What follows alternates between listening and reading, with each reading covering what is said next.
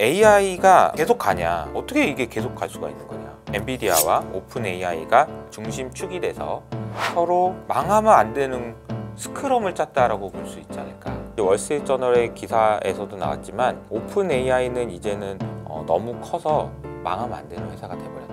오픈 AI가 필요한 돈은 어느 정도는 언제 이제 돈이 다 떨어질지 모르겠지만 많이 확보를 했다. 얼마나 긴박하게 돌아가고 있는지를 또 보여주고 있는 사례가 JP모건의 다이먼 회장이에요. 1.5조 달러를 내가 준비해 놓겠다. 모든 걸 동원하는데 돈도 동원한다는 거죠. JP모건이 가지고 있는 1.5조를 투입해서라도 할 건데, 미국은 핵심 광물과 제조에 있어서 신뢰할 수 없는 외부 공급원에 지나치게 의존하게 되어 있습니다. 이거 중국의 히토리예요. 히토리 없으면 우리 망한다는 거, 죽는다는 겁니다. 그래서 우리 그 공급망을 독립시키지 못하면 우리는 큰일 난다. 근데 이제 지금 마지막으로 제가 드리고 싶은 말씀은,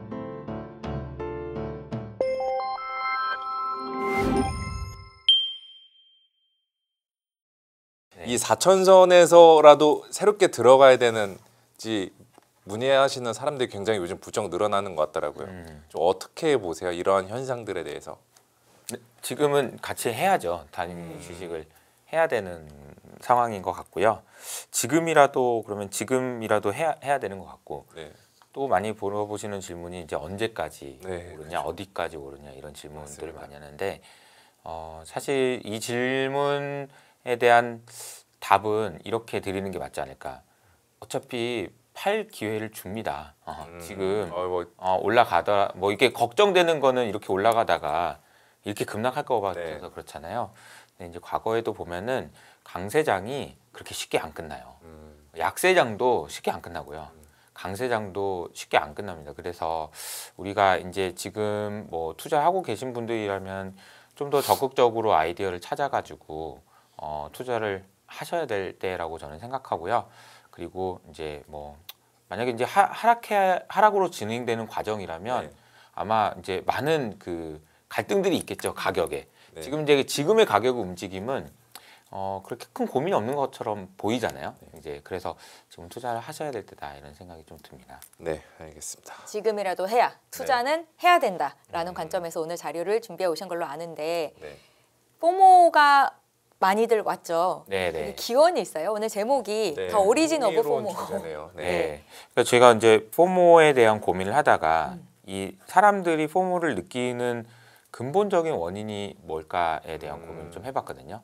그러니까 저도 이제 회사를 이제 투자 교육 아카데미 이렇게 해가지고 하고 많은 투자자분들을 직접 만나기도 하고 이렇게 대화도 하고 이러다 보면 좀 어느 정도 좀 느낌이 오는 게 몇 가지가 있더라고요. 그래서 그런 부분을 좀 말씀드려보면 어떨까. 그래서 이 오리진 오브 포모, 이런 네. 제목으로 한번 이야기를 해보도록 하겠습니다. 네. 시작하기 전에 그냥 결론부터 저는 이제 계속 일관되게 말씀드리고 있는 전략인데, 네. AI, 에너지, 비트코인, 이 세 가지를 가져가야 된다. 비트코인은 요새 좀 재미가 없죠. 뉴스에서도 이제 많이 사라진 것 같고, 잘 안 보이더라, 뉴스에서도 플로우에서. 그래서 이제 관심도 많이 떨어진 것 같고요. 근데 뭐 여전히 계속 저는 좋게 보고 있고요. 그리고 AI하고 에너지가 지금 각광을 받고 있는 구간인데, AI 그리고 에너지가 어떤 의미가 있고 하는지를 이제 제가 뭐 이번 주도 그렇고 계속 영상으로도 만들고 하는데, 이 링크에 보시면은 이제 눌러 가 보시면 나오거든요. 제가 무슨 얘기를 했는지 자세한 내용은 보시면 되는데, 그 개인적으로 그 중요한 한 가지는 네. AI가 계속 가냐? 어떻게 이게 계속 갈 수가 있는 거냐? 멈추는 거 아니야? 버블 아니냐? 뭐 어떻게? 요즘 들어서 저기 보여주시는 것처럼 순환 투자, 돌려막기, 2차 저런 장표가 요즘 많이 나오고 있더라고요. 그쵸. 그만큼 많은 사람들이 하나둘씩 이제 버블에 대해서 신경을 쓰기 시작하지 않았나. 네, 맞아요. 네. 그래서 이 그림에 보면은 엔비디아와 오픈 AI가 중심축이 돼서 서로 망하면 안 되는 스크럼을 짰다라고 볼 수 있지 않을까.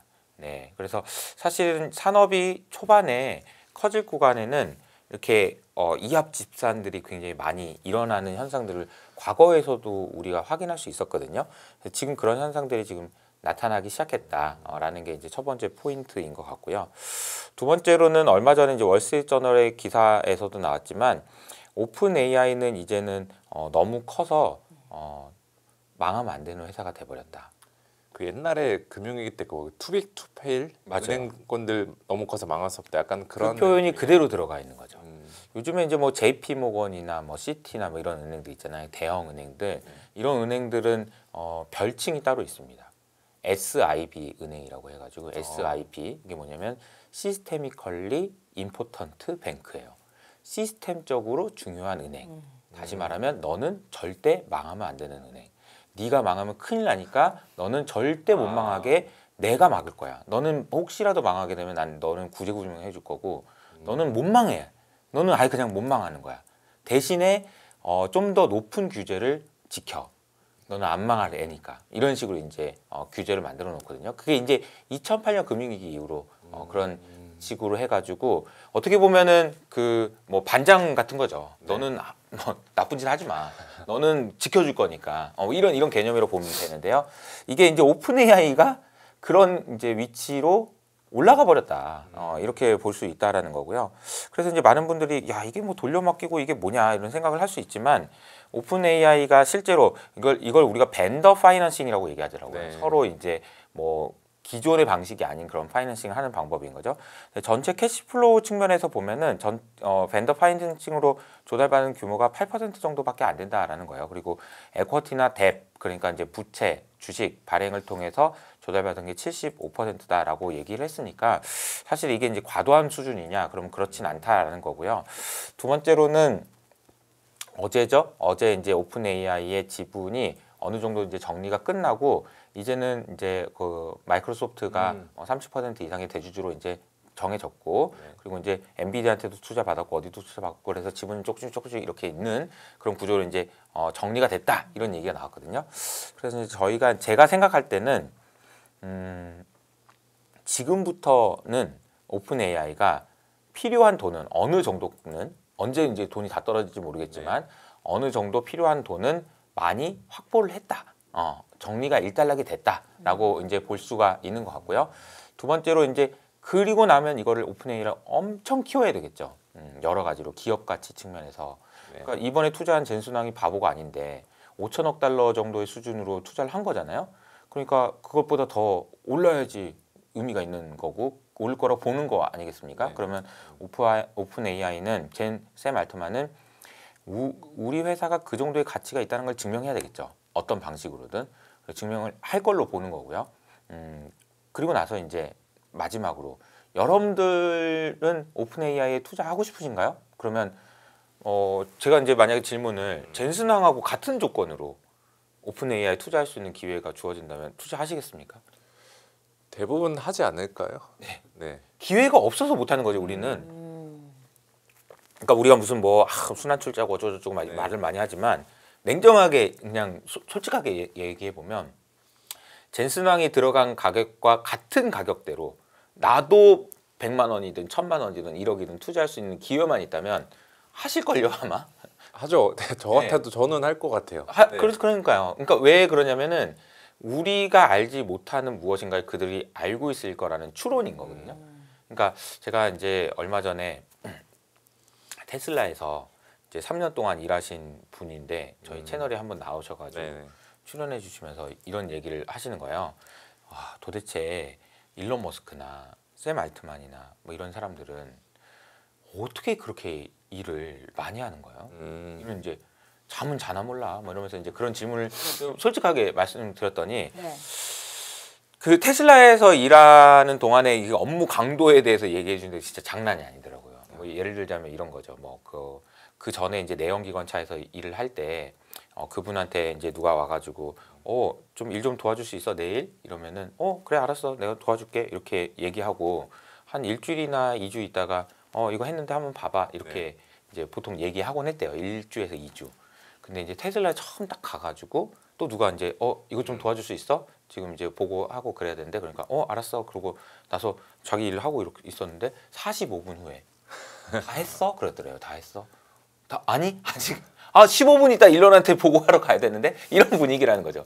속도가 비교할 수 없을 정도로 빠르고요. 한국보다 더하네요. 어떻게 보면 이게. 훨씬 심하다고 하고요. 거기 안에 있는 그 분들의 평균 연령이 뭐 28살인데요. 그냥 뭐 듣도 보도 못한 천재들이 밤을 새워가면서 일을 하는데 그 이제 제가 좀 충격적이었던 건 이런 거였던 것 같아요. 일을 할 때 그 퍼포먼스가 많이 나는 사람들 있잖아요. 그 퍼포먼스가 많이 나는 사람들이 공통점이 있다고 하더라고요. 그 어떤 공통점이 있냐? 잠에 대해서 투자를 진짜 많이 한대요. 그래서 많이 잔다는 얘기예요? 아니요. 조금 자는데 잠의 퀄리티를 높이기 위한 투자를 하는 거죠. 그래서 시간을 아껴서 총각을 다투는 일이니까 잠을 적게 자지만 수면의 질을 높이기 위해서 차는 뭐 10년 된 차 그냥 타고 다니고 막 그러는데 침대는 6개월마다 가장 좋은 침대로 계속 바꾼다고 하고요. 암막 커튼도 그리고 습도나 이런 것들도 방의 온도나 이런 것도 뭐 2시간 자더라도 개운하게 느낄 수 있을 정도로. 그러니까 수면에 대한 투자는 진짜 많이 하는 사람들이 업무 퍼포먼스 좋다고 하더라고요. 그러니까 이걸 들으면은 무슨 생각이 드냐면은 거의 무슨 뭐 축구 선수 손흥민도 되게 오래된다면서요. 그런 느낌인 거죠. 막 잠의 질을 높여서라도 일을 열심히 하겠다. 제가 이제 이 얘기를 왜 들었냐면은 이 사람들은 우리가 모르는 무엇인가 알 거라는 얘기를 하면서 이제 이 얘기를 들었는데요. 그러면 샘 알트만하고 그리고 일론 머스크는 뭐 어떻게 하고 있을까 일을 이 질문을 하시더니 우리가 보고 듣지도 못했던 그런 LLM을 쓰고 있을 거라는 거죠. 그 AI 모델. 그렇죠. 혹은 뭐 팔란티어 얘기 제가 몇 번 드리고 그랬었는데 팔란티어 모델이 이 사람만을 위한 게 있을 거라는 거죠. 당연히 그렇지 않을까요? 이게 자기가 일을 하는 퍼포먼스가 높아지는 것에 따라서 레버리지가 진짜 크거든요. 하다못해 저희 같은 회사도 제가 일을 하는 것 때문에 레버리지가 되는 거단 말이에요. 대표가 얼마나 일을 하는지에 따라서 생산성이 너무 달라진단 말이에요. 대표가 당연히 거기에 돈을 쓰겠죠. 그러니까 우리가 쓰고 있는 챗 GPT의 상위 버전을 쓰고 있겠죠. 샘 알트만은 끝에 있는 거 쓸 거 아니에요? 그러면은 그 샘 알트만이 쓰고 있는 그 LLM을 젠슨 황한테 안 보여줬을까요? 손정희한테 안 보여줬을까요? 손정희는 뭘 보고 그 돈을 투자했을까요? 이런 생각을 해보라는 거죠. 그러면 그 샘 알트만은 여기서 이제 그 해가지고 이렇게 보여줬겠죠. 이거 질문하니까 이렇게 나오는 AI예요. 이게 이 정도 되는데 아직 저기 뭐 데이터 센터가 없고 그래서 그렇지 집중적으로 해서 이거 나만을 위한 뭔가를 만들어 놓으면 이렇게도 돼요. 그러니까 이거 투자해야 돼요. 라고 하니까 하지 않았을까요? 저희 같은 경우가 이제 보통 3만 원짜리 유로 모델 쓰고 좀 더 쓰시는 분들은 최상위 30만 원짜리 쓰는데 뭐 300만 원, 3천만 원짜리 있겠죠. 준하는 모델이 있을 수도 있다. 있겠죠. 당연히 있을 거라고 생각하는 거고요. 심지어 약간 마약성으로 이렇게 주사도 조금씩 맞아가면서 일을 하신다고 하더라고요. 그러니까 제가 말씀드리고 싶은 거는 아까 다시 질문으로 돌아와서 그 젠슨 황이 이번에 오픈 AI에 투자했던 그 가격과 같은 가격이라면 투자를 안 하시겠냐? 할 거다. 그런 이야기인 거죠. 그리고 또 한 가지는 밸류에이션에 대한 이야기를 굉장히 많이 하는데요. 이 그림은 S&P 500의 위에는 이제 그 지수고요. 밑에는 PER 밸류에이션입니다. 그러니까 PER 밸류에이션이 굉장히 좀 역사적으로도 높다 이런 얘기는 많이 들어보셨을 텐데 근데 이 그림을 보면 질문을 좀 바꿔야 되지 않을까 이런 거예요. 이게 무슨 얘기냐면 2000년대부터 2008년 금융위기 때까지는 밸류에이션이 계속 추세적으로 낮아졌고요. 그러네요. 2008년 이후로는 추세적으로 높아졌단 말이에요. 그러니까 질문은 왜 이게 추세적으로 밸류에이션이 높아졌을까로 봐야 된다는 거죠. 왜 높아졌을까요? 뭔가 성장에 대한 프리미엄들이 이전보다 더 많이 생기지 않았나라는 생각도 하게 되고 2008년 이후로 나왔던 미국의 회사들이 그러니까 사실 2008년 전까지만 하더라도 우리가 지금 알고 있는 엔비디아, 뭐 애플, 뭐 이런 빅테크들 있잖아요. 빅테크들의 시가총액을 다 더하면 0.5조 달러였거든요. 지금은 20조 달러가 훌쩍 넘어가죠. 그리고 뭐 엔비디아는 지금 이제 아마 오늘 뭐 4조 달러 얘기가 5조 달러 얘기 나오겠네요. 오늘 오르면. 네네, 맞죠. 그러니까 그런 분위기라는 거죠. 그러니까 도대체 이 기업들이 뭘 만들어낸 거냐. 그런 생각을 해보면 밸류에이션이 올라간 이유가 있다는 거죠. 저는 이 기업들은 한 회사가 제국 같은 어떤 뭔가 헤게머니를 만들어냈다라고 생각을 하거든요. 이거는 이렇게 생각을 해보면 되는 것 같아요. 그 엔비디아한테 트럼프가 야, 너 중국에다 주지 마. 뭐 줄 수 있다는 얘기가 지금 또 뉴스에 나오던데 주지 말고 좀 매출할 거면 매출 나오는 거에 매출이 15% 그러면 세금 내 이러면서 이제 겁박을 줄 때 와 이게 진짜 완전히 정말 뭐 좀 깡패네. 어떻게 매출의 15%를 달라고 그러냐. 이익금의 15%도 아니고 그렇죠. 그런 얘기를 했잖아요. 네. 근데 애플 같은 경우에는요. 애플에 만든 iOS라는 생태계 이것도 하나의 그 제국이라고 볼 수 있는데 이 제국 안에서 물건을 올려서 혹은 앱을 올려서 여기 안에서 경제 활동이 일어나는 것에 30%를 가져갑니다. 그러니까 매출의 30%는 가져가요. 네. 구글도 마찬가지예요. 유튜브도 저도 유튜브를 하고 있지만 유튜브에서 매출이 나오면 30% 가져갑니다. 그러니까 이들이 만들어 놓은 그 제국이라는 거는 네. 국가보다도 훨씬 더 강력하다는 거예요. 너 하기 싫으면 가, 딴 데.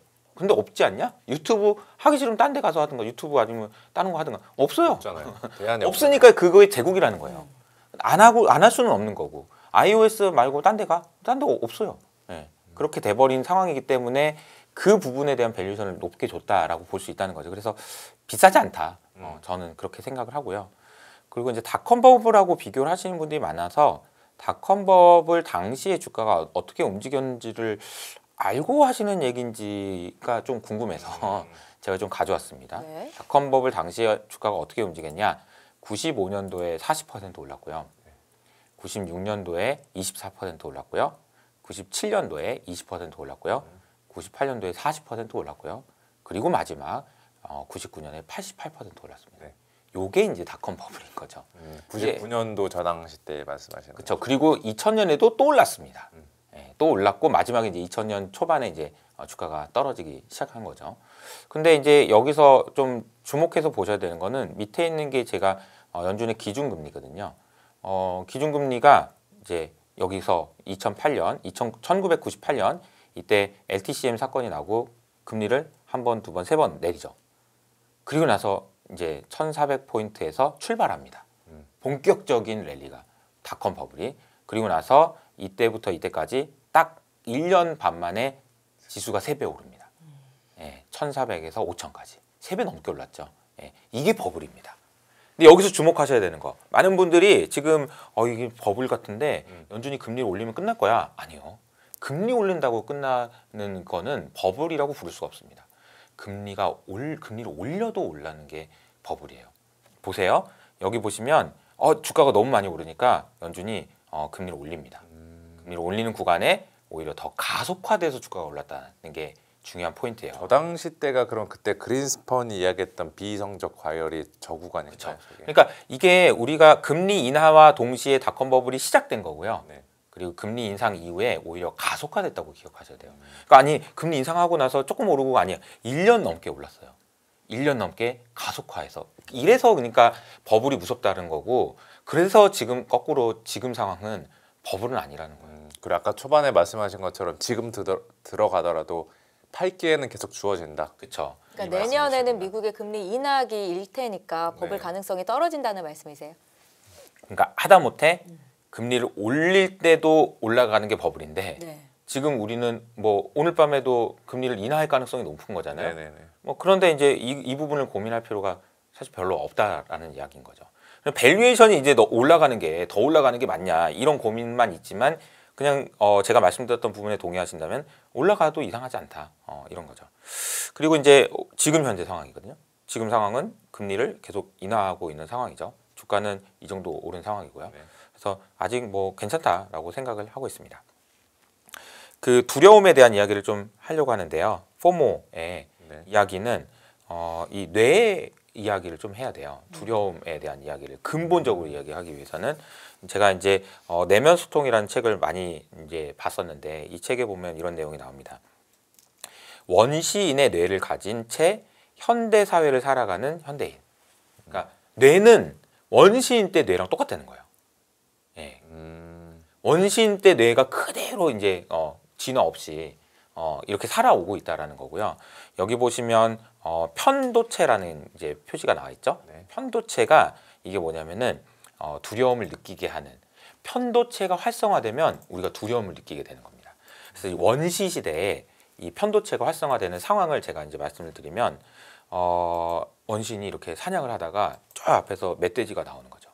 그러면 이제 편도체가 활성화되는 겁니다. 그리고 편도체가 활성화되면 이 몸에서 어떤 행동을 하게 되냐면 도망가야 되잖아요. 그러니까 그 근육 이런 쪽으로 피를 쫙 보내야 돼요. 그러니까 소화하는 거? 아니 지금 소화시키다가 지금 달리기 못해가지고 잡으면 그냥 죽는 거잖아요. 소화기관에 피를 안 보내줘요. 생식기관에 피를 안 보내주고 면역기관에 피를 안 보내줘요. 그러면서 이렇게 긴장할 수 있도록 그렇게 보내주는 게 보내주도록 하는 것이 편도체가 활성화되는 것이고 그때 느끼는 감정, 막 소름이 돋고 네. 하는 감정 이게 두려움의 원천이고요. 그게 다 두려움 모든 감정들이 이렇게 편도체가 활성화되는 거라고 얘기할 수 있다라는 거죠. 그럼 지금은 그 멧돼지가 뭐냐? 현대시대에 지금 일을 하고 있다 갑자기 저기서 멧돼지가 나오나요? 안 나오죠. 근데 우리한테는 주가가 너무 많이 오르는 거. 그게 두려움이라는 거예요. 화면에 나오는 그 주가 나오는 것이 똑같이 멧돼지로 보이는 거예요. 그래서 편도체가 활성화되고 막 뭔가 가슴이 뛰고 그렇게 된다는 거죠. 학생들 같은 경우에는 시험지를 딱 보는 순간 멧돼지랑 똑같이 반응하죠. 이 뇌는. 두려운 거예요. 그리고 면접관 앞에 서면 두려운 거고요. 부장님 앞에 서면 두려운 겁니다. 그 두려움이 만성적으로 있기 때문에 그러니까 원시 시대에는 멧돼지가 한번 나왔다가 가버리잖아요. 그러니까 잠깐 그런 일이 생기는데 우리 시대는 계속해서 멧돼지들이 현대 시대 멧돼지들이 계속되니까 만성적인 두려움이 있다는 거죠. 근데 알고 보면 그 두려워할 필요가 없다는 거예요. 그러니까 두려움을 극복해야 된다라는 이야기를 이제 하는 건데 편도체를 안정화시키기 위한 여러 가지 방법이 이제 뭐 내면 소통의 책에 나오긴 하는데 오늘 제가 말씀드리는 건 이런 두려움을 사람들이 지금 무엇을 보고 그런 두려움을 느끼고 있는지에 대한 설명을 좀 드리도록 하겠습니다. 크게 세 가지를 정리했는데 첫 번째는 이것도 이제 AI 때문인데요. AI 때문에 오픈 AI가 어쩌고저쩌고 막 그런 얘기 되게 많이 하는데 저는 더 근본적인 문제는 AI 시대에는 노동으로 돈을 벌 수 있는 기회가 사라진다라는 것이 중요한 것 같아요. 그러니까 노동의 가치는 여전히 높은데 그 기회 자체가 이전보다는 많이 줄어든다. 뭐 이렇게 보면 될까요? 여기 제가 이걸 좀 그림을 좀 확대해서 여기다 이제 그려놓은 게 있는데요. 이제 나이대에 따라서 좀 다른 것 같아요. 40대, 50대 정도 되시는 분들 중에서 안정적인 회사에 다니시는 분들은 노조도 있고 네네. 그래서 잘리진 않으시잖아요. 그래서 사실상 명목적으로는 노동의 가치를 인정받고 계시거든요. 근데 실질 가치는 AI 때문에 많이 떨어져 있을 가능성이 높죠. 그 부분이 하나 있는 것 같고요. 두 번째로 이제 어린 젊은 친구들 같은 경우에는 아예 경험을 할 수 있는 기회 자체가 많이 줄어들고 있는 것 같아요. 그런 거 맞아요. 우리나라 같은 경우에는 그나마 노동시장이 경직돼 있기 때문에 그래서 오히려 이제 지금 일하고 계신 분들한테는 다행스러운 일인데요. 미국 같은 경우에는 이게 굉장히 심각하죠. 얼마 전에 마이크로소프트가 그렇게 좋은 실적을 내는데도 10,000명을 잘랐다고 해서 제가 좀 놀랐는데 어제는 어제 봤죠? 아마존에서 1.4만 명을 해고했고 앞으로 6개월 동안 계속 해야 될 것 같다 이런 얘기를 하고 있습니다. 저기 아래 그 CEO 코멘트가 굉장히 무섭네요. AI를 활용해 인간이 하던 업무를 자동화할 것이며 인력 규모 점점 줄어들 것. 네. 그래서 이 부분이 사실은 우리가 이제 그 투자를 하는 입장에서는 이게 생산성이 좋아지고 실적이 좋아지겠네라고 생각할 수 있지만 막상 그 AI 때문에 실직의 위험 혹은 내가 할 수 있는 노동의 가치가 떨어지고 있다라는 그런 생각을 하시는 분들은 위협적이라는 거죠. 이유는 이겁니다. 이 그림을 보시면은 우리나라의 1인당 생애주기 수지 추이라는 건데요. 이 그림은 이제 태어나서 언제 적자를 보고 언제 흑자를 보는지 그림이에요. 이게 참 이제 우프인데요. 17세 때 인생의 최대의 적자를 기록합니다. 평균이 3,500만 원이에요. 이제 뭐 학원도 많이 다닐 거고 네네. 밥도 많이 먹고 막 이럴 땐 거죠.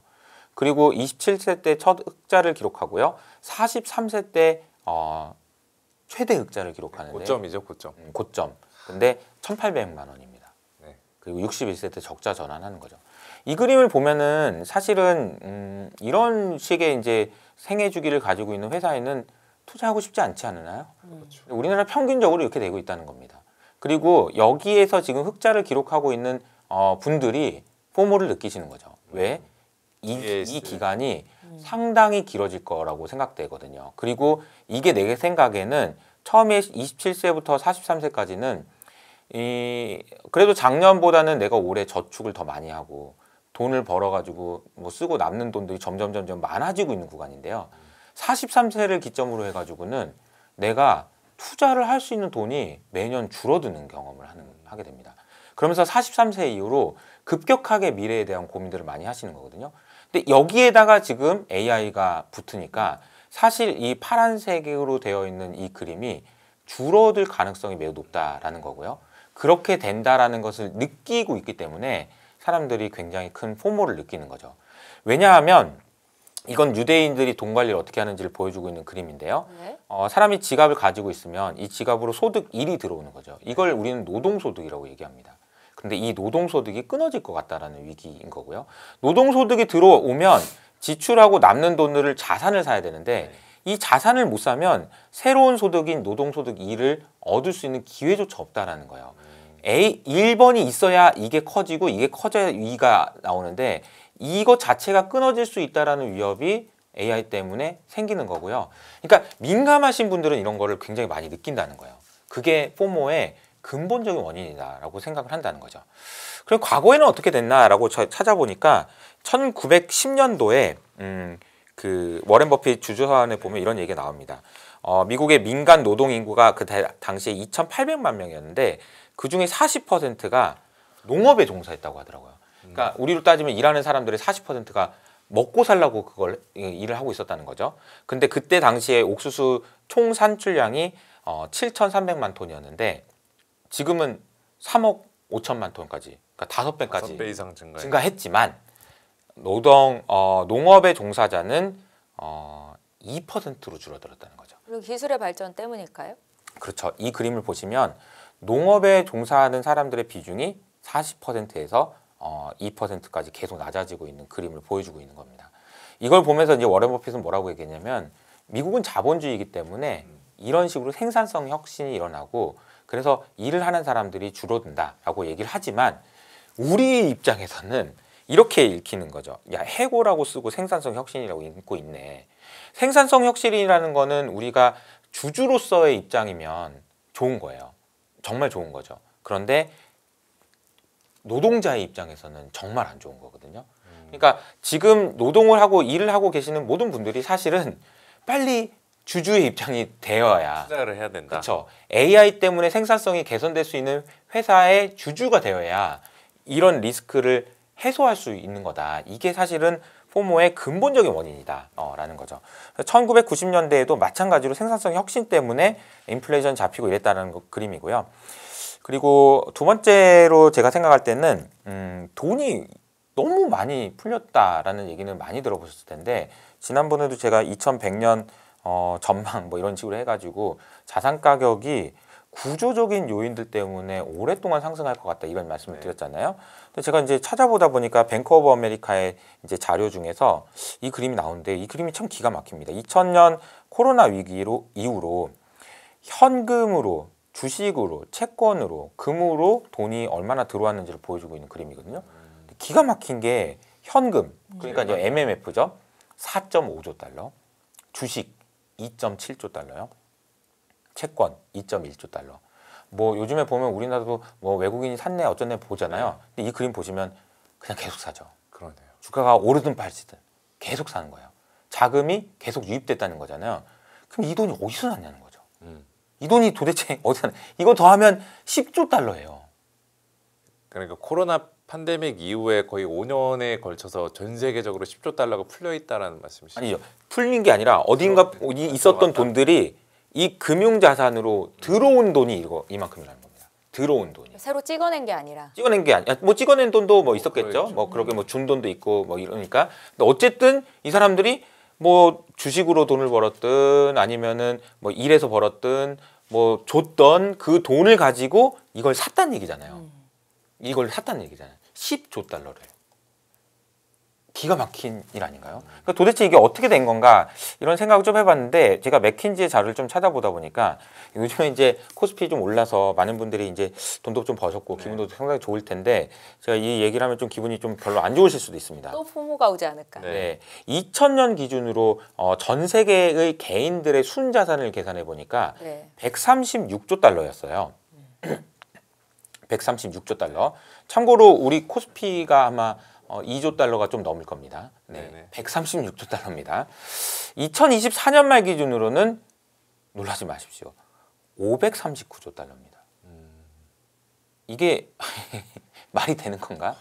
이게 그러니까 코로나 이후로 주식도 그렇고 진짜 많이 올랐다는 얘기예요. 진짜 많이 올랐다는 얘기고요. 539조예요. 그러면 얼마가 늘어났냐면 400조가 늘었어요. 400조 달러가. 아까 제가 엔비디아 시가총액 5조 달러라고 원이 얘기했는데 아니라 400조 달러가 증가한 겁니다. 기가 막힌 이야기인 거죠. 근데 여기서 이제 그 맥킨지에서 지적한 거는 그 중에 36%가 종이돈이다. 그러니까 이게 무슨 말이냐면은 가격이 상승했기 때문에 올랐다라고 생각하는 것들이다. 이런 얘기거든요. 이게 이제 무슨 얘기인지 조금 부연 설명을 드리자면 이게 대표성의 원리라는 건데요.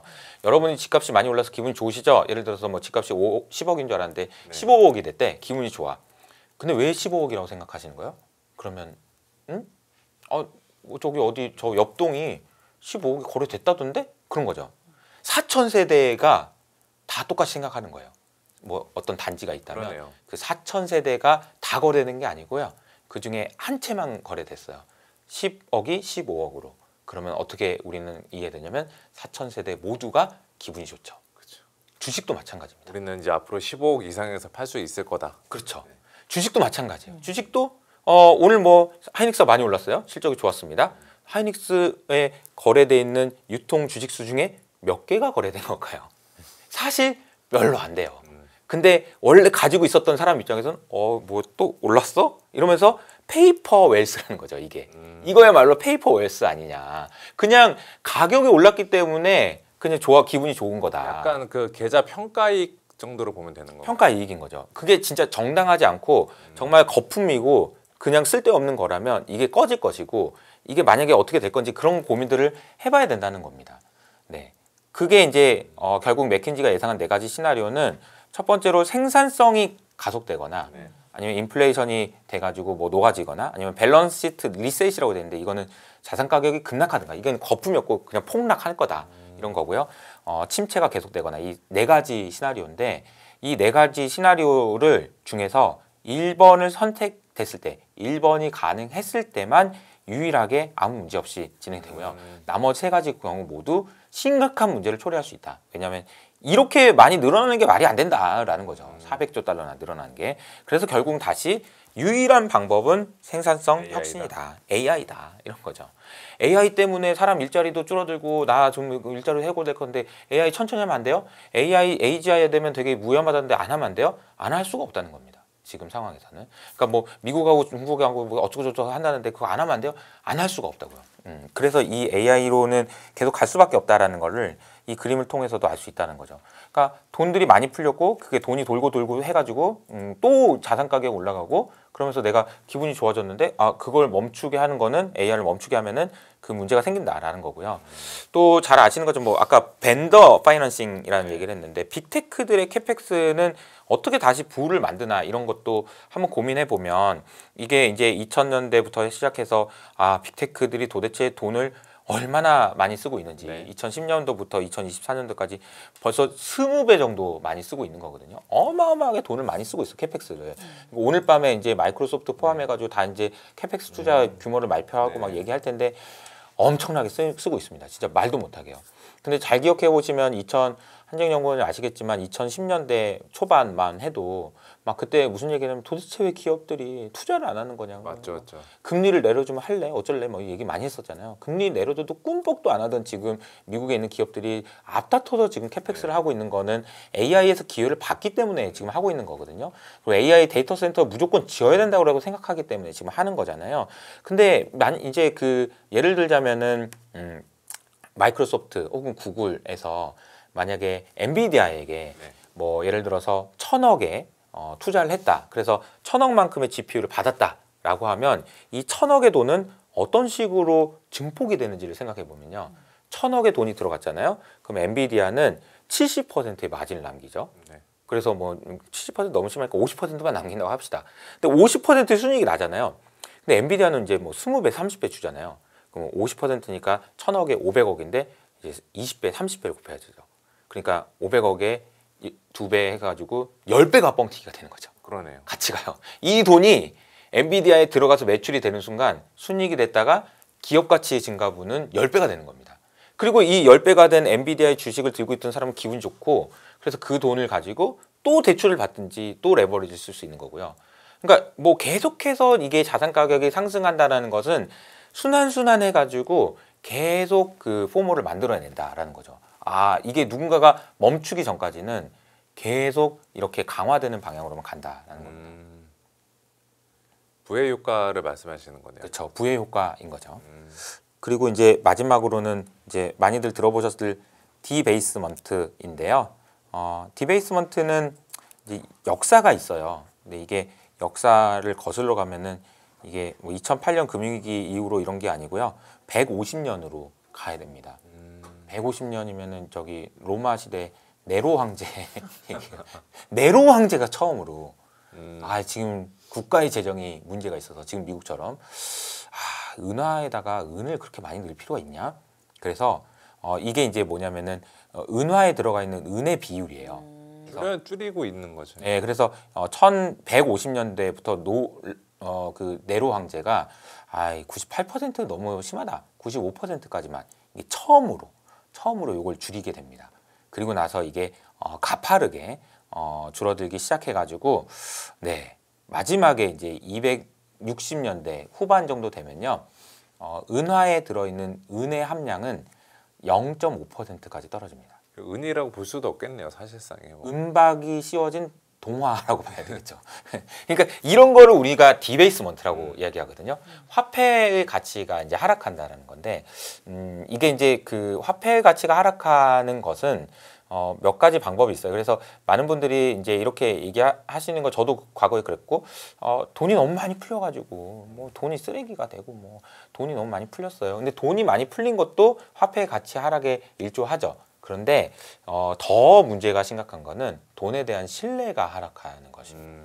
그러니까 그래서 저는 이렇게 표현하거든요. 통화량이 늘어나는 거는 화폐의 가치의 하락이고요. 돈에 대한 신뢰가 떨어지는 거는 화폐 가치의 타락입니다. 이게 대표적인 거예요. 디베이스먼트가 여기에서 나온 얘기. 타락으로 보면 되는 거야, 타락. 타락은 제가 좀 너무 강하게 말한 얘기긴 하지만 네. 근데 이제 타락되고 있다라는 걸 알고 있는 거잖아요. 네, 그래서 그 부분이 사실은 사람들의 포모를 느끼게 하는 또 세 번째 원인이라는 거죠. 첫 번째는 AI 때문에 일자리 AI. 깎일 것 같다. 그리고 이제 돈이 계속 돌고 해가지고 투자가 되고 해가지고 지금 뭐 정신없이 막 가치가 막 올라가고 있고 막 부자가 되고 있고 막 그런 마음이 이제 포모를 만드는 거고 여기에다가 이 분모가 되는 돈의 가치가 떨어지는 것이 야 이게 무시무시하다라는 이야기인 거죠. 그래서 제가 이제 지난달에 영국에 한번 갔었어요. 그래서 네. 영란은행에 갔었거든요.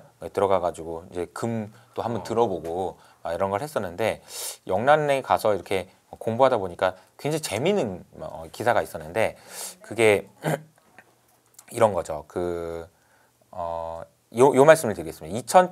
2017년에 103년 전에 잘못을 고백한 영란은행이라서 이때 이제 무슨 얘기를 했었냐면 103년 전이면 1900년대 초반이잖아요. 1차 세계대전 얘기할 때 여기 보시면은 워본드라고 돼 있습니다. 전쟁 채권. 전쟁 채권을 발행했는데 이게 이제 실패했다. 이런 얘기가 나오면서 돈을 그냥 찍었다라는 이야기를 했던 거죠. 그래서 여기에 표현에 뭐라고 돼 있냐면 국가의 부채 관리가 매우 복잡하고 전시에는 더 어렵다. 이런 얘기를 했거든요. 전시라는 말이 나오죠. 전시. 네. 전쟁일 때는 어렵다. 그리고 1900년대 초반에 세계대전 할 때도 그랬고 그러다 결국에는 영란은행에서 1930년대가 되면은 근본이자를 포기합니다. 1930년대요. 근데 재밌었던 그게 하나 있었는데 1940년에요. 노르웨이에서 영란은행에다가 금을 맡기겠다고 이렇게 하는 얘기가 있어요. 그러니까 아니 근본이지도 안 하고 영란은행 이제 더 이상 못 믿는 거 아니야? 네. 근데 나 금 좀 맡겨줘라고 노르웨이에서 했다는 거예요. 왜 그런 거죠? 왜 그랬을까? 히틀러가 쳐들어오고 있었거든요. 히틀러가 쳐들어와가지고 제일 먼저 한 게 정복한다면서 제일 먼저 한 게 금 있는 거 싹 다 가져갔다고 하더라고요. 정복하고 그 나라에 있는 금 싹 다 가져갔대요. 그러니까 노르웨이 입장에서는 이걸 지켜야죠. 저기 히틀러한테 뺏기느니 아니 영국에다가 맡기자라는 이야기였고 실제로 영국에다 맡긴 게 굉장히 잘한 일이었던 거죠. 그래서 결국은 연합군이 이겼고 그리고 그 금은 지금 노르웨이가 맡긴 금은 영란은행에 저장되어 있는 것으로 추정됩니다. 네, 그런 상황인 거죠. 그런 네. 이제 이 얘기를 드린 이유는 전쟁이라는 거예요. 전쟁에 준하는 상황을 우리는 지금 가정해야 된다는 거예요. 가정해야 된다. 왜? 그럴 때 디베이스먼트가 빨리 되거든요. 그 전쟁 났을 때 지금 돈을 풀어서라도 이기는 게 중요하지. 그렇죠. 이기는 게 중요하지. 이런 얘기인 거죠. 그래서 미국에서 이제 국방부의 이름이 전쟁부로 바뀌었다라는 얘기를 많이 들어보셨을 것 같고 오늘 제가 소개해드릴 거는 요겁니다. 팔란티어의 샴셴커라는 분이 있어요. CTO인데요. 이분이 내년 3월에 이런 책을 발간할 예정이래요. 책 이름은 모빌라이즈인 거죠. 모빌라이즈가 뭐지? 모빌라인가 뭔가 잘 모르겠는데 뭐 이런 생각이 드는데 이걸 이제 원문을 해석하면 이런 느낌입니다. 총동원해라. 동원령 이런 거예요. 민방위 동원령 뭐 이런 느낌인 거죠. 그리고 나서 밑에 이 글을 보시면은 3차 세계대전이라고 나와 있습니다. 3차 세계대전을 그쵸 월드워 3 3차 세계대전을 막기 위해서 미국을 재산업해야 된다. 이런 얘기인 거죠. 그리고 이제 이분이 하신 말씀이 저는 상당히 인상적이었는데 이렇게 얘기해요. 중국과의 전쟁이 일어나면 우리는 그동안 수년 동안 쌓아온 무기 비축분을 불과 몇 주 만에 다 소진할 거다. 이렇게 했어요. 그러니까 전쟁이 나면 뭐 포탄이고 뭐 다 해야 될 텐데 뭐 부서지고 하면서 이제 없어질 거잖아요. 수주 만에 in weeks라고 돼 있거든요. 수주 만에 다 없어질 거다. 그런데 중요한 거는 다시 만들려면 더 오래 걸릴 거다. 이게 되게 중요한 거예요. 소진되는 속도보다 다시 만드는 속도가 느리다는 거죠. 그 얘기는 미국이 전쟁을 하면 이게 전쟁 시간이 미국 편이 아니란 얘기입니다. 왜냐하면 무기가 떨어지는 속도가 만드는 속도보다 느리니까요. 단 여기에 또 조건이 하나 있습니다. 단 중국으로부터 핵심 부품을 계속 사올 수 있다는 가정하에. 그러니까 못 싸우면 훨씬 더 많은 시간들이 걸린다라는 거잖아요. 못 만드는 거죠. 그렇죠. 몇 주 안에 진다는 얘기입니다. 이 얘기는 무시무시한 얘기예요. 생각해보면 되게 무시한 거예요. 그러니까 중국하고 싸우면 미국이 가지고 있는 무기가 몇 주 안에 소진되는데 그 안에 중국을 못 이기면 진다는 겁니다. 그래서 모빌라이즈라고 외치는 거죠. 총동원에 지금 미국의 재산업화를 하지 않으면 3차 세계대전이 일어난다는 겁니다. 이게 전쟁의 시나리오고요. 지금 저는 트럼프가 뭐 이게 이제 뭐 관세 협상하고 뭐 이런 게 됐는지 어쨌는지 아직은 잘 모르겠지만 제가 이번 주부터 지금 트럼프가 하는 행동이 좀 이상해요. 제가 보기에는 말레이시아에 가더니 춤을 추기 시작합니다. 나와 있는 사람들하고 같이 춤을 춰요. 그리고 어제도 한일 그러니까 미군 있잖아요. 주일 미군 공간에 가서 또 춤을 춥니다. 그리고 일본 총재와 함께 악궤동무를 하고 막. 우리나라한테는 그 정도는 안 하는 것 같긴 한데 우리나라한테도 우호적으로 나올 수밖에 없어요. 왜? 미국이 재산업화를 하지 않고 미국이 원전을 지어줄 수 있는 우리랑 손을 안 잡고 미국이 조선 배를 만들 수 있는 우리나라랑 손을 안 잡으면 답이 없다니까요. 그렇죠. 진다니까요. 그러니까 답이 없다는 정도가 아니고 이분의 표현은 진다니까요. 근데 그런 이야기라고 볼 수 있습니다. 이게 얼마나 긴박하게 돌아가고 있는지를 또 보여주고 있는 사례가 JP모건의 다이먼 회장이에요. JP모건의 다이먼 회장이 얼마 전에 이 얘기를 했습니다. 1.5조 달러를 내가 준비해 놓겠다. 잠깐만, 이게 총동원하는 거예요. 그러니까 모든 걸 동원하는데 돈도 동원한다는 거죠. JP모건이 가지고 있는 1.5조를 투입해서라도 할 건데 뭘 할 거냐면 여기에 이렇게 딱 나와 있어요. 미국은 핵심 광물과 제조에 있어서 신뢰할 수 없는 외부 공급원에 지나치게 의존하게 되어 있습니다. 이거 중국의 히토리예요. 맞죠. 히토리 없으면 우리 죽는다는 겁니다. 그래서 우리 그 공급망을 독립시키지 못하면 우리는 큰일 난다.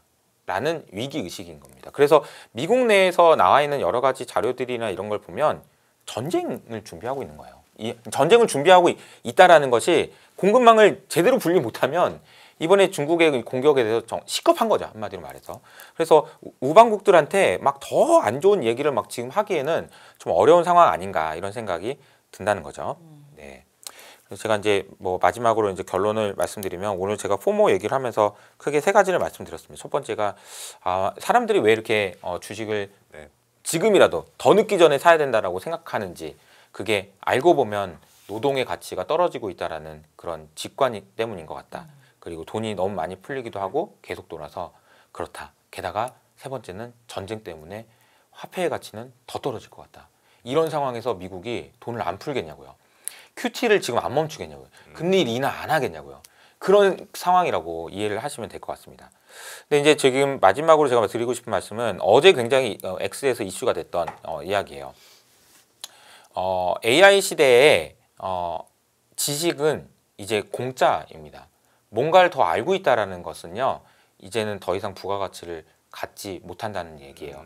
그리고 그러면 뭐가 필요하냐? 그러면 에이전시가 필요하다는 거고요. 에이전시는 한 개인이 주도적으로 행동하고 결정을 내리고 자신의 행동과 환경을 통제할 수 있는 능력을 의미합니다. 그래서 반응적인 게 아니고 리액트가 아니고요. 능동적인, 프로액티브한 것을 에이전시라고 얘기해요.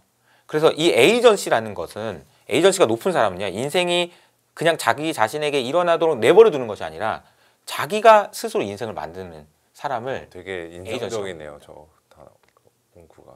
그래서 정보화 시대에는 지식이 많은 사람들이 대단한 사람이었는데요, AI 시대에는 실행하고 결단하고 행동하는 사람이거든요. 이 말은 근데 투자에도 너무 똑같은 얘기예요. 지식이요? 정보요? 너무 많아요. 뭐 사야 되는데요? 다 알고 있잖아요, 우리는. 근데 행동하지 않고 실행하지 않으면 자기 게 될 수가 없습니다. 아이디어는 돈이 아니에요. 이제는 아이디어는 너무 많아요. 얼마나 실행할 수 있느냐. 그리고 그 실행은 이 말하는 에이전시가 높은 사람일수록 잘할 수 있는 거고요.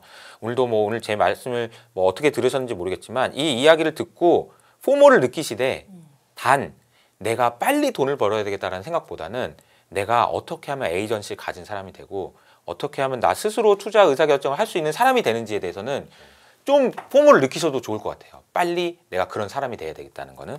그래서 잘 고민해 보시고 투자하시는 게 어떨까 이런 생각을 말씀드렸습니다.